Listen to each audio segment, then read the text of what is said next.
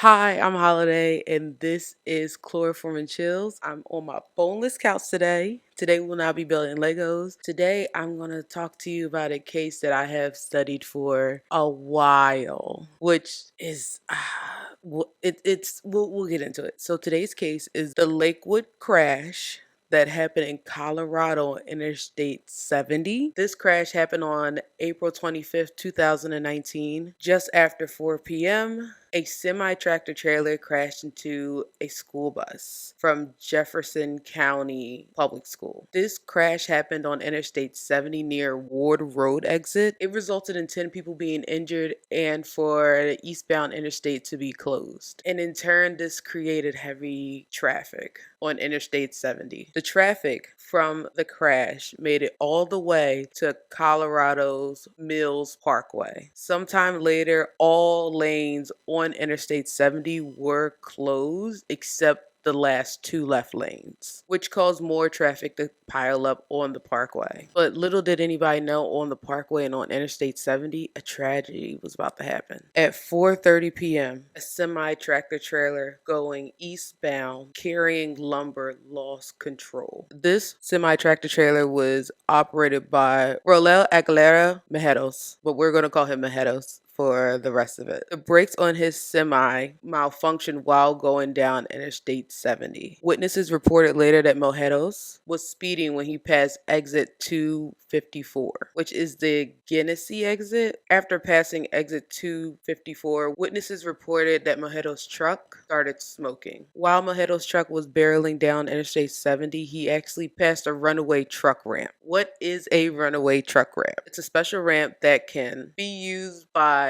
semi-tractor trailers or any vehicle that loses brake functions. This ramp is usually used by semi-trucks, but even vehicles or buses can use it. It is typically laid with sand or gravel. A runoff ramp is usually connected to a downhill grade section of a road, and it uses kinetic energy to be dissipated gradually so the truck, bus, or car that has lost brake function can slow down and not harm others. Mejeros didn't take this runaway truck ramp. Instead, he drifted his semi to the left lane, nearly taking out a pickup truck. He was going so fast that he even missed the next exit. Mejeros started to reach up to speeds of 100 miles an hour in a semi truck. That's pretty fast. And he's also fully loaded. So he is this bullet that is going down the highway right now that is uncontrollable. Since he was going so fast, he ended up missing the next 4 exits. Mojeros started to approach the Colorado Mills Parkway. He tried to maneuver the truck into the right shoulder, but unfortunately there was a truck already in the right shoulder blocking it from him continuously going. He tried to avoid traffic by taking that right shoulder, but then he had to maneuver again due to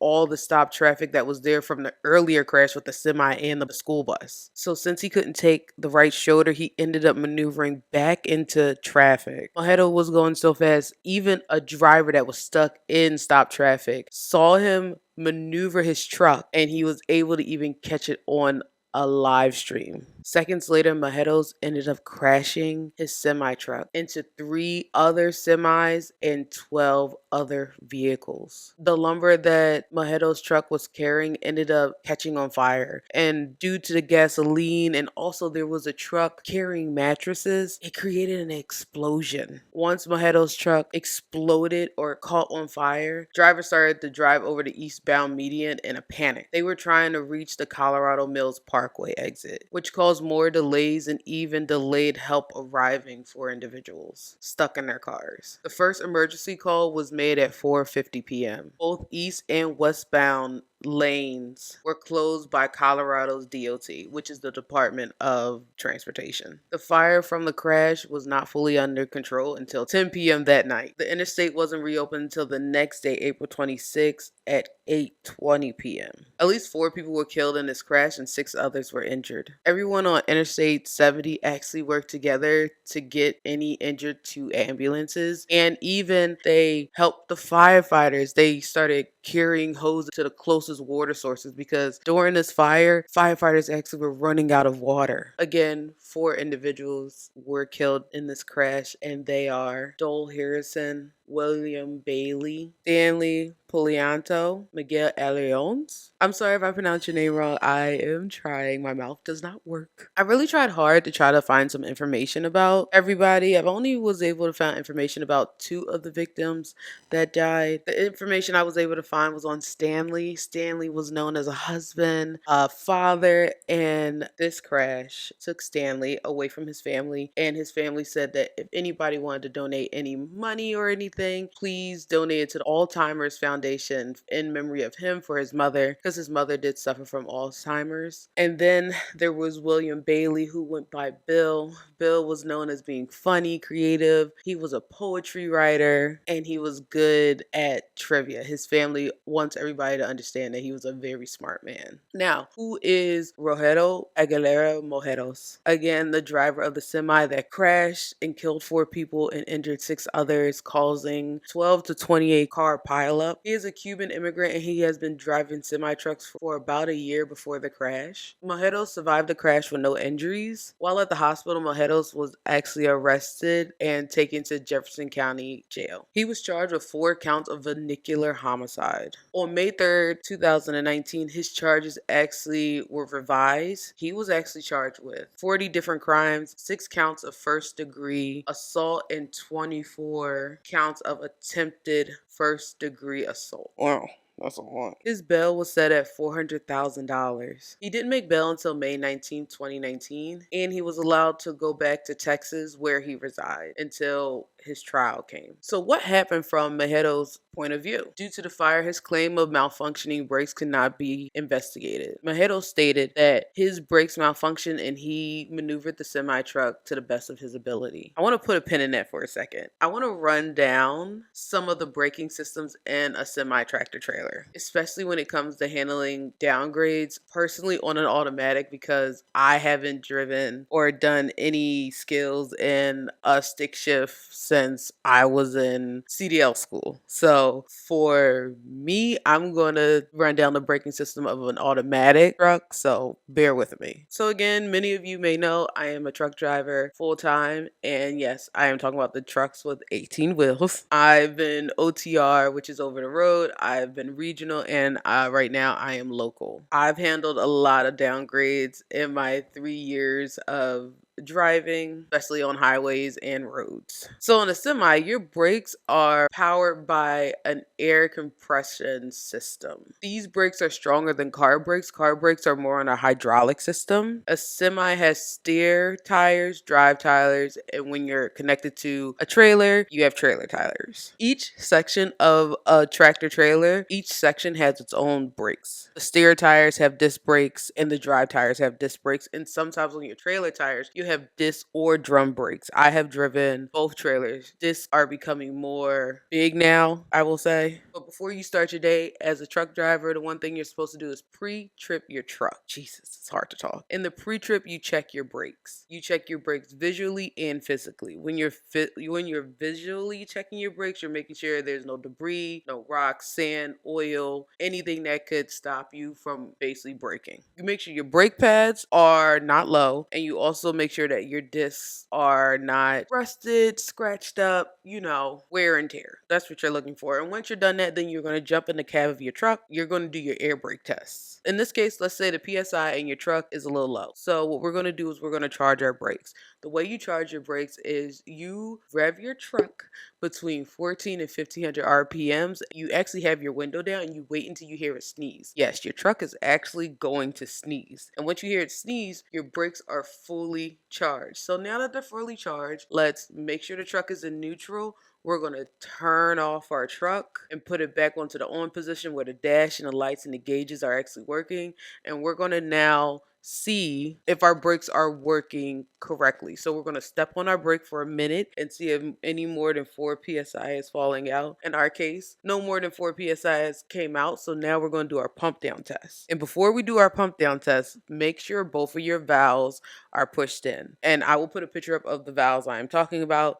These are your trailer brakes in your parking brake. This will let the truck move basically while you're driving. They are only popped out when you are parked. So in our case, they are pushed in, and now we're going to start pumping down the brakes. We're going to pump down the brakes all the way until we get to 40 to 20 psi. There will be a noise that sounds off like a ringing. And once it gets down to there, your valve should pop back out and your air brake test is done. So now you know your brakes are working fully. So before pulling off, we're going to charge our brakes all the way up. Again, 14 to 15 RPMs until we hear a sneeze, and then you can ride on off into the sunset. I know that was a lot. That was a lot. But to be a truck driver, this test during your CDL test is vital. If you fail this, if you cannot understand your air brakes, you fail automatically and you cannot drive trucks. And also in CDL school, they also do tell us that if your brakes are to malfunction, if you burn your brakes, you are to take a runoff ramp, or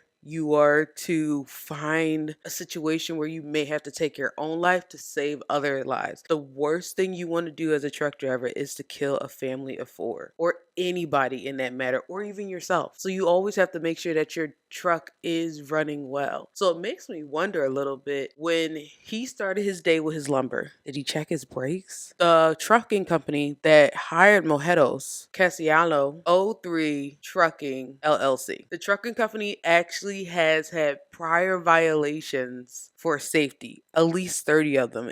And they also had violations on top of that for hiring individuals that didn't understand road signs in English. Interstate 70 in Colorado actually has multiple signs in English. Between Genesee and the Colorado Mills Parkway, warning trucks of the steep downgrade to steep hills and where runoff truck ramps are available. On September 28, 2021, in Jefferson County, Mojedo's trial started. All the evidence that was collected and the statements from witnesses and Mojedo's testimony of his brakes malfunctioning, Royal Aguilera Mojedos was found guilty of 4 counts of vehicular homicide. Before being sentenced, Mojedos actually had a statement to read to everybody. His statement is, "I'm dying. It is hard to live with the trauma. I can't sleep. I think about the victims all the time. This was a terrible accident. I know I take responsibility. It was not intentional. I am not a criminal." Mojedos was sentenced to 110 years for 4 counts of vehicular homicide.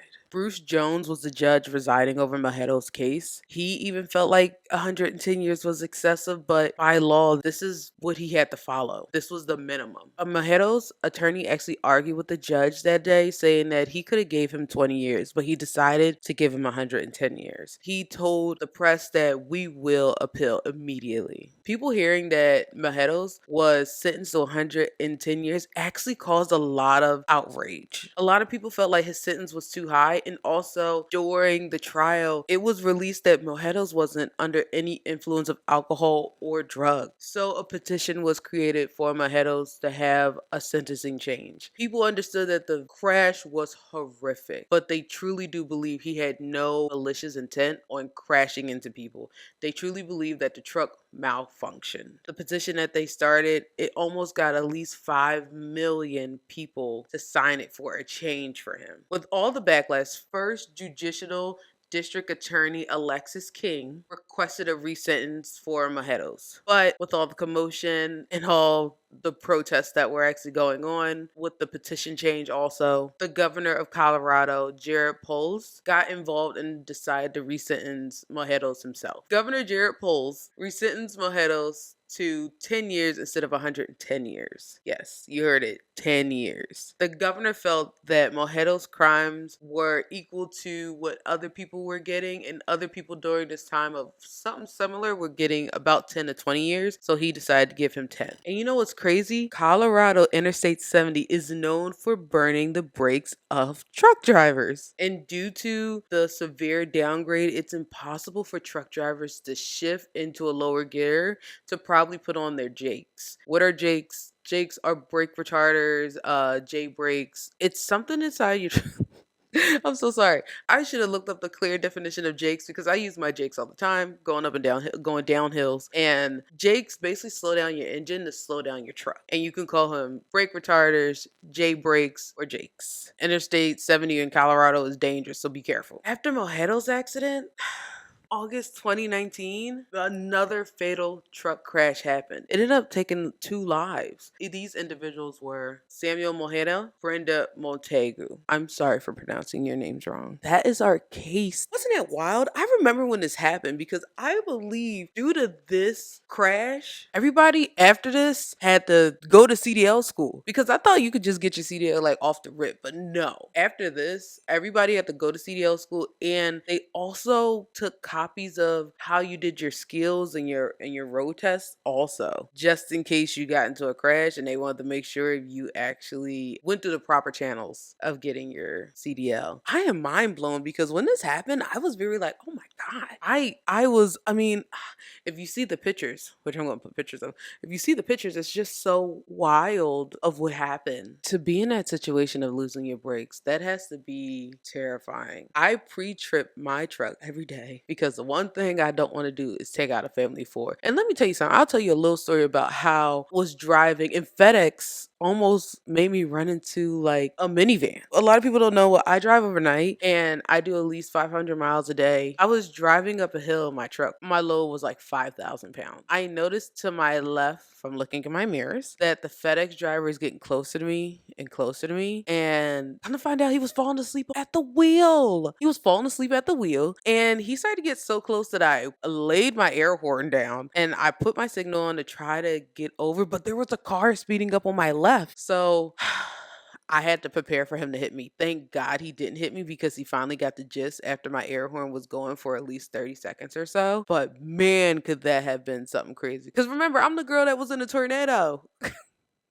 Yeah, I was in a tornado. That was rough too. I'll link that video below so you can see what that was like. But anyway, please don't forget to like, comment, and subscribe. And I will see you guys later. Bye.